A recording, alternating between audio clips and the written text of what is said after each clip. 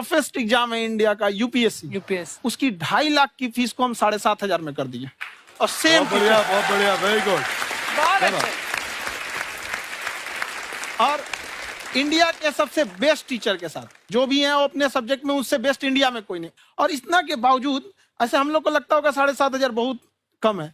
एक लड़की ने कहा कि सर शाम वाले बैच को ना मॉर्निंग में कर दीजिए। हम कहे बाबू तो इतना सबके इंडिविजुअल से तो बैच ट्रांसफर नहीं, क्या प्रॉब्लम है? उसने कहा ना शाम में हमको दूसरे के यहाँ बर्तन मांजने जाना होता है। तो हम लोग को लगता है कि जितना ये तकलीफ इससे कई गुना ज्यादा है। और कई बार तो ऐसा लगता है कि वो भी ना ले। एक लड़का बेचारा नदी से बालू निकालता था और वो बालू को भरता था, फिर नाव बालू को किनारे लेके बेचती थी और वो बालू भरता था, उससे मेरी फीस ले आया। हमारा हाथ कांप गया, हम कैसे फीस ले लेंगे यहाँ पर। बहुत बढ़िया।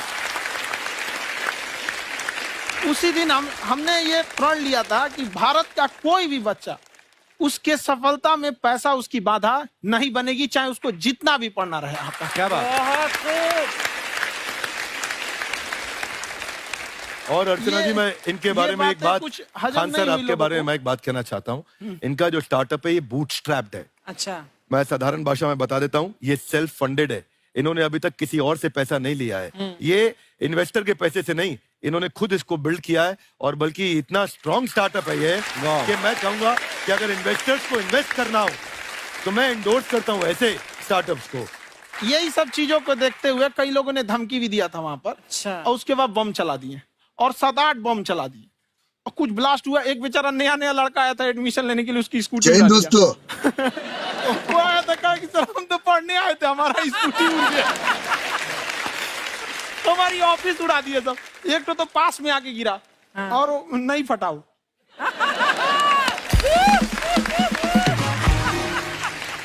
बाद में बहुत सारे लोग धमकियां दिए, लेकिन कहते हैं ना सूरज कितना भी तेज चमक ले समंदर नहीं सुखा सकता। वाह वाह वाह, क्या बात है। मैम एक्चुअली ये फीस कम करने का एक और रीजन है। 2.5 लाख 3 लाख की जो फीस में सब लोग पढ़ाई अफोर्ड नहीं कर पाते। इसलिए वो कुछ ही लोग अफोर्ड कर पाते हैं, तो उनका मेंटल लेवल तो बहुत ऊपर चला जाता है। लेकिन एक पूरे देश का मेंटल लेवल थोड़ा सा स्टेबल नहीं हो पाता। तो जब फीस कम रहेगी तो हर वो लड़का तैयारी करने के लिए आगे आएगा जिसका सपना है देश के लिए कुछ करने का। सीटें लिमिटेड हैं, उन्हें को मिलेगी, लेकिन जिन्हें नहीं मिलेगी उसे मिलेगा देश का एक जिम्मेदार नागरिक। तो इस देश को बदलना। क्या बात है। हम लोग विश्व गुरु कहे जाते थे, क्यों? क्योंकि दुनिया से लोग हमारे यहाँ पढ़ने आए थे। चाइना से ह्वेनसांग आया, फायान आया, आज कोई नहीं आता है। हम लोग का उद्देश्य एक समय आएगा जो फिर आएंगे यहाँ पढ़ने के लिए। क्या बात है। पर आप देखो अर्चना जी, सबसे ज्यादा IPS IAS बिहार से निकलते हैं। आप देखो पढ़ाई लिखाई में पॉलिटिशियन बहुत बड़े बड़े निकले हैं। तो ऐसा नहीं है, हर जगह ऑप्शन भी नहीं है वहाँ पे, इंडस्ट्री नहीं है, खेती करेगा तो कोई खास वो नहीं रहे, ऑप्शन भी नहीं है। सही बात है। बिहार की मिट्टी में एक चीज है, जिद तो बहुत जबरदस्त है। कुछ भी नहीं रहेगा तो सब कुछ पाने का उसको जिद रहेगा, करके भी दिखा देगा। कर देंगे हम यहाँ पे। विवेक सर, आपके बारे में हमने सुना एक बार आप संन्यास लेने चले गए थे। कौन वापस लेके आया आपको? फिर कहाँ तक पहुंच गए थे आप? नहीं, मैं MBA की पढ़ाई के बाद मैं ये सोचा था कि अपना जीवन भगवान की सेवा में समर्पित कर दूं। अच्छा जी। बहुत साल मैं वृंदावन में रहा था और गुरुकुल में रहा था। अच्छा। और वहाँ सेवा करना, बहुत अच्छी शिक्षा मिली। मैं बोलता हूँ मेरी असली MBA वही थी, मोस्ट ब्यूटीफुल एसोसिएशन। और मैं वहाँ भगवत गीता पढ़ी, जहाँ मुझे गीता से लगाव हुआ। तो मेरे गुरुजी का आदेश था कि आप भगवत गीता को बिजनेस मैनेजमेंट के साथ जोड़ के देश दुनिया में बताओ। मेरे को लगा बड़ा मुश्किल काम है। मैंने बाद में देखा कि डॉक्टर स्टीफन कॉवी, जिनकी किताब है 7 habits of highly effective people, आप सबने पढ़ी होगी। उन्होंने बोला मैंने 7 हैबिट भगवत गीता से लिए। और हमारे देश के लोग ऐसे हैं जो मेरी किताब पढ़ते हैं, जो कि 3.5 मिलियन कॉपीज बिक चुकी हैं, और भारत में भगवत गीता नहीं पढ़ते। तो मुझे लगा कि मैं गीता विद मैनेजमेंट के ऊपर आकर के बातचीत करूं।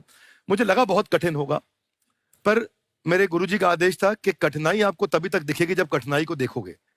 तो एक छोटा उन्होंने मुझे बताया, पूछा कि इस कमरे में लाल रंग कितनी जगह है, देखो आप भी एक बार जरा देख के बताओ। कुछ 7-8 जगह लाल रंग दिख रहा है यहाँ पे आपको?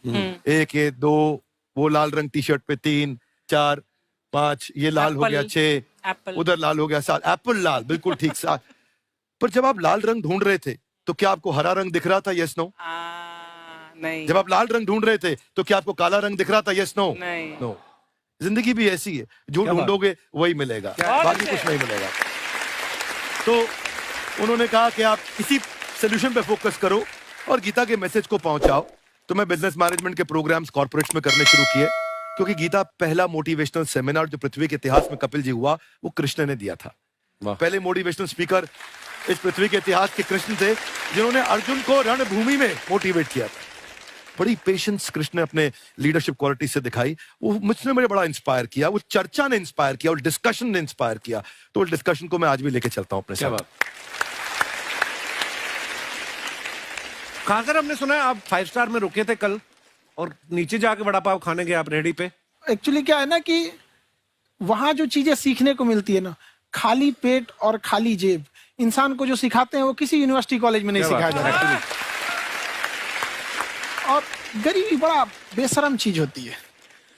तो कहते हैं कि मौत भी तू जल्दी आया कर गरीब के घर में, कफन का पैसा भी खर्च होता है दवाइयां खरीदते खरीदते। हाय हाय हाय, क्या बात है।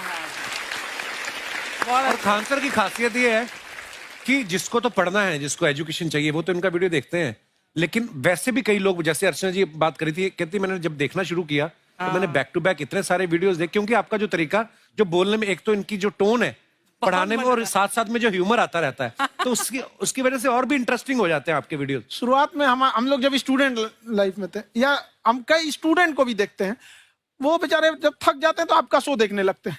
तो शुरू में हमको लगता था जब कि अरे यार हमारी पढ़ाई उसके लिए है, लेकिन पढ़ाई में थक जाता है, शो देख के नहीं थक जाता। तो हमने सोचा दोनों को मिक्स कर देते हैं। तो हमने उसको, और आज आपको पता नहीं हमने भी यही किया है। मिक्स करने। हमारे एजुकेशन सिस्टम में 2 कमी है, एक एजुकेशन की, दूसरा सिस्टम की। आप पटना से है ना? हाँ। हमें भी पटना पसंद है। बस कोई पटाने वाला चाहिए। नहीं, मजाक नहीं कर रहे हैं। आपका जो चैनल है, हम दिन में 10 बार आपके चैनल को सब्सक्राइब करते हैं। दिन में अरे हाँ, और बेल आइकन तो हम इतना जोर से दबाते हैं कि बाकी यूट्यूब वाले बाहर निकल के देखते हैं कि ये कौन है जिसने इनका चैनल इतना जोर से दबा दिया बेल आइकन। बुढ़िया, तो शर्म नहीं आती? आते ही फ्लर्ट शुरू कर दिया ना तूने। तो जाते हुए करते हैं क्या? विवेक जी नमस्ते। आपसे एक काम था छोटा सा, कर देंगे आप? ये क्यों करेंगे? नहीं, गुरुजी हमेशा अपने वीडियो में कहते हैं कि विवेक से काम लो, विवेक से काम लो। विवेक मतलब दिमाग से काम लो आप। हाँ, तो विवेक जी अपने दिमाग से ही काम लेंगे। बहुत दिमाग है उनके पास। ये देखिए, जो आदमी, आपको मैं बताइए, जो आदमी बिना फिल्म किए कपिल शर्मा शो में आ गया, कितना दिमाग होगा उसके पास। लेकिन एक बात है जिसकी वजह से हम आप तीनों से नाराज हैं। क्यों? क्या बात? हर चीज में मोटिवेट मोटिवेट मोटिवेट क्या होता है? सच कह रहा है, जब भी ये शब्द सुनते हैं हमें लगता है कोई हमें चिढ़ा रहा है। बदल दीजिए ना, खाली मोटिवेट बोलना ही क्यों जरूरी है? कुछ और कीजिए। रोटी वेट, छोटी वेट, पतली वेट, कुछ भी बोलिए, मोटिवेट हटाइए। तो गुड़िया, तू भी एक्सरसाइज किया कर ना, देख डॉक्टर साहब ने कितना वजन कम किया है, तू भी कर ले। ठीक है, फिर मोटिवेट से ही चला लेंगे। लेकिन मोटिवेशन कोई बुरा बात नहीं है। हमारे दादाजी भी वैसे बहुत मोटिवेट करते थे। हाँ, एक बार तो तालाब में डूब रहे थे हमारे दादाजी। हमारे पास रस्सी भी था, ट्यूब भी था, फिर भी हम अपने दादाजी को बचा नहीं पाए। क्यों? क्योंकि हमने उनकी ओर तिनका फेंका ना, वही कहते थे डूबते को तिनका का सहारा काफी। नहीं लगा सहारा, दादाजी बुड़बुड़ बुड़बुड़ बुड़बुड़। गुड़िया, तू क्या करने आई इधर? अरे हाँ, हम क्या करने आए हैं एक पूछना था सर, खान सर। ये जो हमारा एक चाचा का लड़का है, उसको क्या है, थोड़ा पढ़ाई में प्रॉब्लम हो रहा है। तो 12वीं का पढ़ाई आप उसको अच्छी तरह करवा के 12वीं पास करवा देंगे आप? करवा देंगे, वेरी गुड, बात कर लेते हैं। हाँ, राम सरोवर, देखो हमारा बात हो गया है। ये 10वीं जो तुमसे नहीं दिया जा रहा है वो नहीं देना है।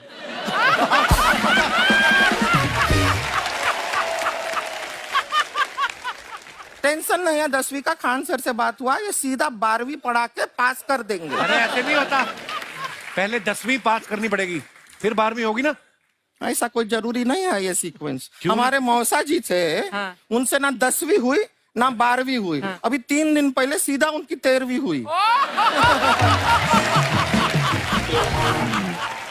एक्चुअली क्या है, पढ़ाई लिखाई का हमको बहुत ज्यादा नॉलेज है नहीं। गांव में पढ़े हैं ना सर, स्कूल कहाँ होते थे अर्चना जी, गांव में स्कूल नहीं था, पेड़ के नीचे पढ़ते थे हम। यहाँ तक कि हमारे पास ब्लैक बोर्ड भी नहीं था। हमारे मोहल्ले की जो भैंसिया थी उसको खड़ा करके टीचर उसके ऊपर लिख के पढ़ाती थी। मजाक नहीं कर रहे हैं। और आप तो समझ रहे हैं, अभी ब्लैक बोर्ड की एक अटैच डस्टर था बैक बोर्ड का, समझ रहे हैं ऐसा, वो पीछे से आता था, लिखा हुआ मिटाता था और चला जाता था। ये तो कुछ भी नहीं है। एक बार क्या हुआ, हमारा स्कूल शुरू हुआ, शुरू होते ही 2 महीने के लिए छुट्टियां हो गई। क्यों? ब्लैक बोर्ड ने बछड़ा दिया था ना। तो वैसे आप लोग ना इतने ज्ञानी हैं, सब कुछ जानते हैं। आपसे एक टेक्निकल सवाल पूछे। एक बार ना 4 दोस्त थे, 4 दोस्त, साम दाम दंड भेद। वो डिसाइड करते हैं कि चलो एक गेम खेलते हैं, तो टीम्स बनाते हैं। तो साम दाम ने एक टीम बनाया। इस पे भेद को बहुत गुस्सा आया, पता है क्यों? क्यों? क्योंकि भेद को दंड मिलाना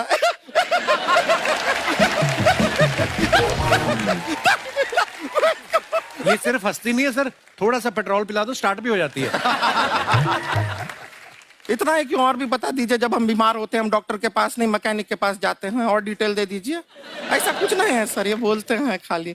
लेकिन अभी एक रिक्वेस्ट था सर, हमारा एक भाई है, पुरुषोत्तम नाम है उसका, वो गांव से आया हुआ है। आप लोग थोड़ा उससे सब बातचीत करेंगे, थोड़ा उसको प्रोत्साहन देंगे। और शर्मा जी, आपसे भी एक रिक्वेस्ट था, आपसे हमने कभी कुछ मांगा नहीं है। पुरुषोत्तम आएगा ना, एक बार बस उससे कह दीजिएगा, पुरुषोत्तम तुम कितने हैंडसम हो। मैंने देखा ही नहीं अभी तक। तो देख के बस बोल दीजिएगा तुम ठीक है। कितने हैंडसम हो, ऐसा बोल दीजिएगा प्लीज। ठीक है। हम बुला लेते हैं पुरुषोत्तम।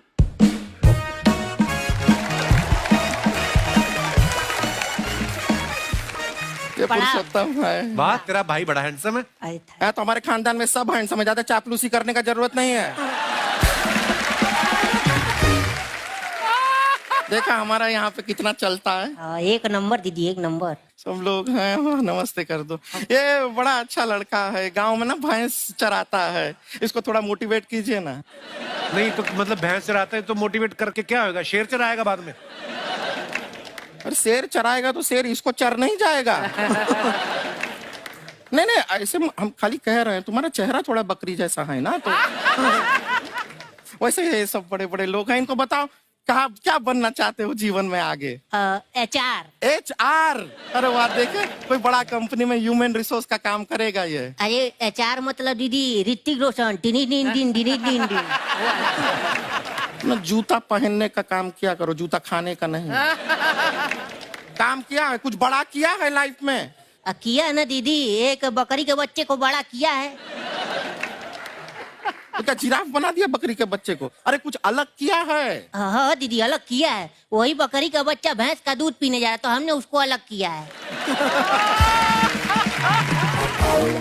इससे नहीं होगा, मैं रहने दो, इधर आओ। ये देखो इतना बड़ा बड़ा लोग बैठा है, इनके सामने ऐसा बातें करोगे? इनसे मिलो, इनसे मिलो।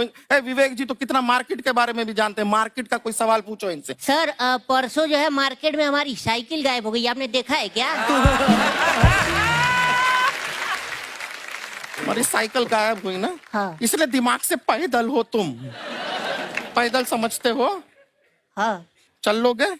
20 कदम चलोगे? हाँ। हाँ, घूमो जरा, अभी 20 कदम चल के दिखाओ। निकलो।